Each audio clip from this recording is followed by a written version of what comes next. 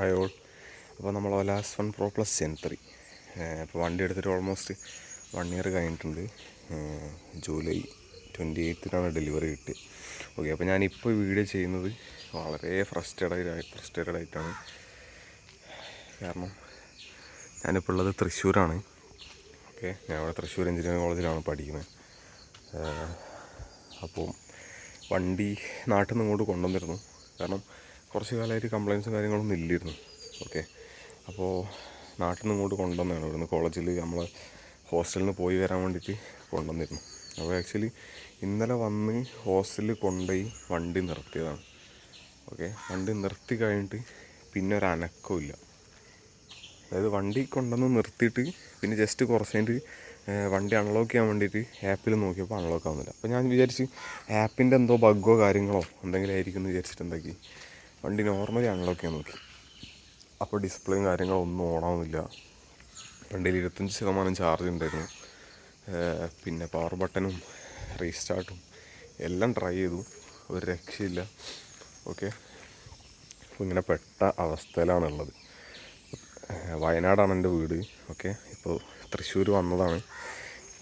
തൃശ്ശൂരിൽ സർവീസ് സെൻറ്ററും കാര്യങ്ങളൊക്കെ ഉണ്ടോയെന്ന് ചോദിച്ചാൽ കുറേ എണ്ണം ക്ലോസ് ചെയ്തിട്ടുണ്ടായിരുന്നു. ഇനിയിപ്പോൾ ഈ വീഡിയോ കാണുന്ന ജസ്റ്റ് ആരെങ്കിലും തൃശ്ശൂർ കറക്റ്റ് വർക്കിംഗ് ആയിട്ടുള്ള സർവീസ് സെൻറ്റർ ഏതെങ്കിലും ഉണ്ടെങ്കിൽ ജസ്റ്റ് ഒന്ന് കമൻറ്റ് ചെയ്യാം കേട്ടോ. അപ്പോൾ ഞാൻ ഒല എടുക്കാൻ വേണ്ടി പോകാൻ ഉദ്ദേശിക്കുന്ന എല്ലാ മലയാളികളോടും, അറ്റ്ലീസ്റ്റ് മലയാളീസിനോടാണ് ഞാൻ പറയുന്നത്, ദയവ് ചെയ്ത് അങ്ങനെ ഒരു ഇൻവെസ്റ്റ്മെൻറ്റിലേക്ക് പോകാതിരിക്കുക. ഓക്കെ, നിങ്ങൾക്ക് മനസ്സമാധാനം വേണമെങ്കിൽ ഈ ഒരു വണ്ടി കാണാനൊക്കെ നിങ്ങൾക്ക് കാണാം, ഏറ്റവും നല്ല ഭംഗിയാണ്. ചിലപ്പോൾ ഇലക്ട്രിക് സ്കൂട്ടറിൽ തന്നെ ഏറ്റവും ഭംഗിയും ഡിസൈനും കാര്യങ്ങളും ഫീച്ചേഴ്സും പവറും അത്രയും വേരിയൻസും. പിന്നെ പൈസ നോക്കുകയാണെങ്കിൽ കമ്പാരിറ്റീവ്ലി ഫീച്ചേഴ്സ് വെച്ചിട്ട് ബഡ്ജറ്റ് ഫ്രണ്ട്ലി ആയിട്ട് എടുക്കാൻ പറ്റിയ വാഹനങ്ങളിൽ ഏറ്റവും ടോപ്പിൽ നിൽക്കുന്നൊരു വണ്ടി തന്നെയാണോ അല്ല. ഓക്കെ, പക്ഷേ ഇതെല്ലാം നമുക്ക് ശരിക്കും വേണ്ടത് ഇലക്ട്രിക് വണ്ടി ആയതുകൊണ്ട് തന്നെ നോർമൽ വണ്ടികൾ പോലെ ആഫ്റ്റർ മാർക്കറ്റ് സർവീസ് സെൻറ്റേഴ്സിൽ അവർ വണ്ടി എടുക്കില്ല. ഇപ്പോൾ എടുക്കുന്ന സർവീസ് സെൻറ്റർ ഉണ്ട്, പക്ഷേ അങ്ങനത്തെ സർവീസ് സെൻറ്ററിൽ നിന്ന് സർവീസ് ചെയ്താൽ തന്നെ എന്തെങ്കിലും പാർട്സോ കാര്യങ്ങളോ അവർ റീപ്ലേസ് ചെയ്തിട്ടുണ്ടെങ്കിൽ ചിലപ്പോൾ വാറണ്ടിയും കാര്യങ്ങളൊക്കെ കട്ടാവും. കാരണം നമുക്കിതിൽ 3 years 40,000 കിലോമീറ്റേഴ്സാണ് വണ്ടീൻ്റെ വാറണ്ടിയും കാര്യങ്ങളൊക്കെ വരുന്നത്. ഓക്കെ, അപ്പം വണ്ടി അങ്ങനെ പുറത്തുനിന്ന് സർവീസ് ചെയ്യാൻ അറ്റ്ലീസ്റ്റ് വാറണ്ടി പീരീഡിൽ നമ്മൾ ചെയ്തിട്ടുണ്ടെങ്കിൽ ചിലപ്പോൾ എന്തെങ്കിലും ഇഷ്യൂസും കാര്യങ്ങളൊക്കെ വരും. നമുക്ക് ഈ ബ്രേക്ക് പാഡ് മാറ്റുക, അല്ലെങ്കിൽ അലൈൻമെൻറ്റ് ചെക്ക് ചെയ്യുക, ടയർ മാറ്റുക, അങ്ങനത്തെ ഫിസിക്കലായിട്ടുള്ള കാര്യങ്ങളൊക്കെ വേണം നമുക്ക് ചെയ്യാം, മെക്കാനിക്കലായിട്ടുള്ള കാര്യങ്ങളൊക്കെ. അല്ലാതെ ഇതിൻ്റെ സോഫ്റ്റ്വെയർ റിലേറ്റഡ് ആയിട്ടോ വണ്ടീൻ്റെ ഡിസ്പ്ലേ അങ്ങനത്തെ ഊരുന്ന കാര്യങ്ങളൊക്കെ പുറത്തുനിന്ന് ചെയ്തിട്ടുണ്ടെങ്കിൽ വാറണ്ടി പോയിഡ് ആവാനുള്ള ചാൻസ് വളരെ കൂടുതലാണ്. അപ്പോൾ അതുകൊണ്ട് തന്നെ നമുക്ക് ഒരു പുറത്തുള്ളൊരു സർവീസ് സെൻറ്ററിൽ കൊണ്ടുപോയി കൊടുത്തിട്ട് വണ്ടി ഇത് സർവീസ് ചെയ്ത് വിചാരിച്ചാൽ അത് നടക്കില്ല. അപ്പം ഞാൻ വളരെ സിൻസിയറായിട്ട് ഇത് നിങ്ങളൊന്ന് ആലോചിച്ച് നോക്കുക. എനിക്കിപ്പോൾ ഈ വീഡിയോ ചെയ്യേണ്ട ആവശ്യമൊന്നുമില്ല, മനസ്സിലായില്ലേ? പക്ഷേ ഇനി എന്നെപ്പോലെ ഞാൻ അത്രയും ഇതിനെക്കുറിച്ച് പഠിച്ചും കാര്യങ്ങളൊക്കെ ചെയ്തിട്ടാണ് വണ്ടി എടുത്തത്. പക്ഷേ ഒരു പ്രശ്നം എന്ന് വെച്ചിട്ടുണ്ടെങ്കിൽ നമ്മൾ എടുക്കുന്ന സമയത്ത് നമ്മൾ ഇതിൻ്റെ പോസിറ്റീവ് സൈഡ്സ് മാത്രം നോക്കും. എനിക്ക് പറ്റിയ മിസ്റ്റേക്സ് അതാണ്.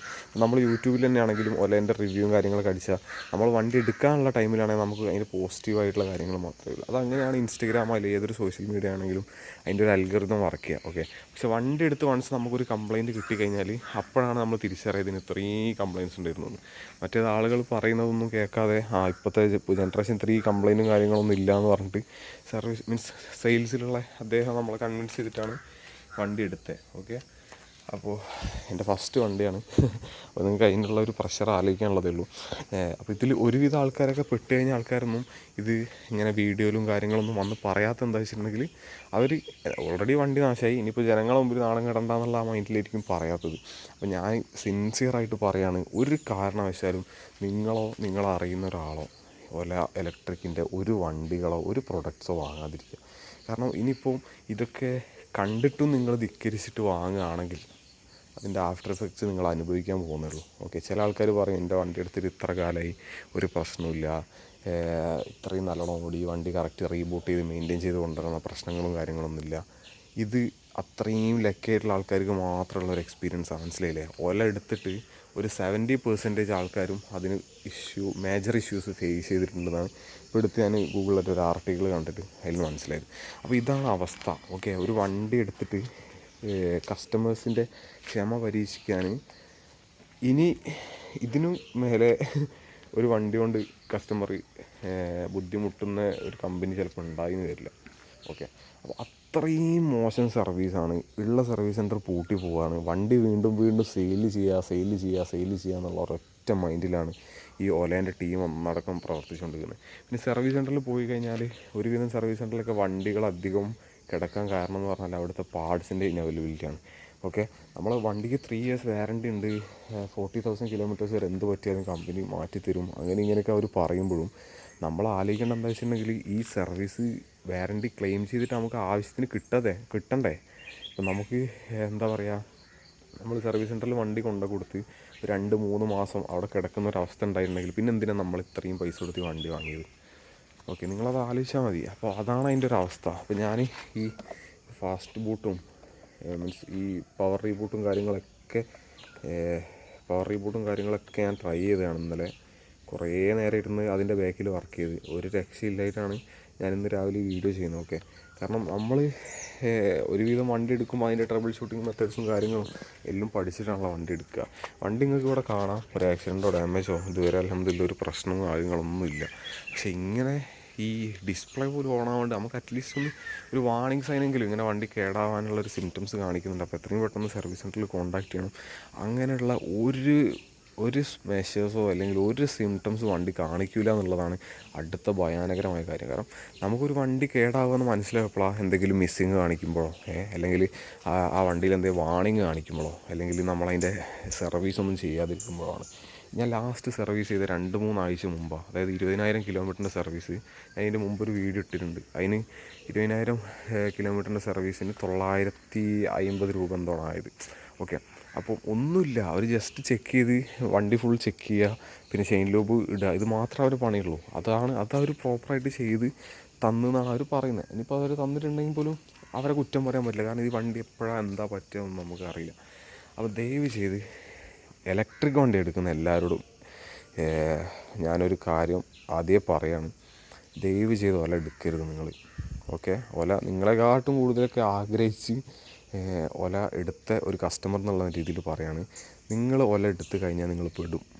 ഈ ചില ആളുകൾ പറയുന്ന പോലെ ഞാനും ഇതെടുക്കാൻ വേണ്ടി ഏറ്റവും കൂടുതൽ കൺവിൻസ്ഡായി. ഞാൻ ചോദിക്കുന്ന പല ആളുകൾക്കും ഒരു കംപ്ലൈൻറ്റും ഇല്ലാതെ അവർ കുറേ കാലം വണ്ടി ഓടിയെന്നുള്ളതാണ്. ഓക്കെ, സാധനം കൈ കിട്ടി നമ്മൾ യൂസ് ചെയ്യുമ്പോഴാണല്ലോ നമുക്ക് അതിൻ്റെ ശരിയായ തനി സ്വഭാവം മനസ്സിലാവുക. ഓക്കെ, ഞാൻ അത്രയും വൃത്തിയിൽ കൊണ്ടുനടക്കുന്ന വണ്ടി, ബ്രേക്ക് പാഡ് കറക്റ്റ് മാറ്റും, ചെയിൻ ലൂബ് ഓരോ 500 കിലോമീറ്റേഴ്സിലും ചെയിൻ ലൂബും കാര്യങ്ങളൊക്കെ അപ്ഡേറ്റ് ചെയ്യും.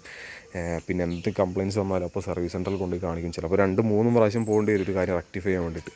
പക്ഷെ എന്നാലും കുഴപ്പമില്ല, കാരണം നമ്മൾ സഞ്ചരിക്കുന്ന വണ്ടിയാണ്. അപ്പോൾ അത് പ്രോപ്പറായിട്ട് കൊണ്ടുനടക്കുക എന്നുള്ള നമ്മൾ ഉത്തരവാദിത്തം. അപ്പോൾ അങ്ങനെ അത്രയും ചെയ്തിട്ടും ഇത് പ്യുവർലി ഇൻഹെറൻ്റ്ലി ഡിഫക്റ്റീവ് ആയിട്ടുള്ളൊരു വണ്ടിയാണെന്നുള്ളത് എൻ്റെ പ്രീവിയസ് വീഡിയോ നോക്കിയാൽ നിങ്ങൾക്ക് മനസ്സിലാവും. അപ്പോൾ ഇത് ഞാൻ പറയാനുള്ളൊരു കാര്യം, എന്തിനാണ് വെറുതെ നമ്മളെ പൈസ കൊടുത്ത് ഒരു റിസ്കിന് നിൽക്കുന്നത്? ഒരു ട്രയൽ ആൻഡ് എറർ മെത്തേഡിന് വേണ്ടിയിട്ട് നമ്മൾ അത്രയും വലിയൊരു 1,00,000 മേലുള്ളൊരു ഇൻവെസ്റ്റ്മെൻറ്റ് ചിലവാക്കരുതെന്നാണ് എൻ്റെ ഒരു റിക്വസ്റ്റ് ഉള്ളത്. അപ്പോൾ ദയവ് ഇത് ഓല യൂസ് ചെയ്യുന്ന എല്ലാവർക്കും മാക്സിമം വീഡിയോ ഷെയർ ചെയ്യുക. കാരണം നിങ്ങൾ സ്നേഹിക്കുന്ന അല്ലെങ്കിൽ നിങ്ങൾ അറിയുന്ന ഒരാളും ഈ ഒരു സ്കാമിൽ പെടാൻ പാടില്ല. ഓക്കെ, ഇപ്പോൾ ഒലേൻ്റെ ഒരു കേസ് പറയുകയാണെങ്കിൽ പബ്ലിക് ഫണ്ടിൽ, അതായത് ഇൻവെസ്റ്റ്മെൻറ്റ്സ് എന്ന് പറഞ്ഞാൽ ഓരോരുത്തരും സ്റ്റോക്ക് വാങ്ങി അങ്ങനെ ഇൻവെസ്റ്റ്മെൻറ്റിൽ ഓടുന്നൊരു വണ്ടിയാണ്, നിങ്ങൾക്കറിയാം. കാരണം കമ്പനിക്ക് മേജറായിട്ടുള്ള ഒരു നഷ്ടമില്ല, അവർ ഇതിൻ്റെ ലാഭം എപ്പോഴോ ഉണ്ടാക്കി കഴിഞ്ഞിട്ടുണ്ട്. അപ്പോൾ അവർ ജസ്റ്റ് നമ്മളെ വെച്ചിട്ട് പപ്പച്ചോ കളിക്കുകയാണ്. അതാണ്, അവർക്ക് ഒരു നഷ്ടപ്പെടാനൊന്നുമില്ല, അവർക്ക് ചിലവാക്കിയ പൈസ മൊത്തം തിരിച്ചു കിട്ടിയിട്ടുണ്ട്. അപ്പോൾ ജനങ്ങളെ ഫണ്ടിൽ ഓടുന്ന വണ്ടി, അതാണ് അവർക്ക് അത്രയും കെയർലെസ് ആയിട്ട് ഒരു ഡീലർഷിപ്പ് പോലും തുടങ്ങാതെ അവർ സ്വന്തം എല്ലാം മാനേജ് ചെയ്യാൻ വേണ്ടി നോക്കുന്നത്. അപ്പോൾ ഈ വീഡിയോ മാക്സിമം ഷെയർ ചെയ്യുക. ഓക്കെ, ഒരിക്കലും ഒല എടുക്കാതിരിക്കുക. ഇതിൻ്റെ എന്തെങ്കിലും ഫർദർ ആക്ഷൻസ് ഉണ്ടായാൽ ഞാൻ അപ്ഡേറ്റ് ചെയ്യാം. Thank you.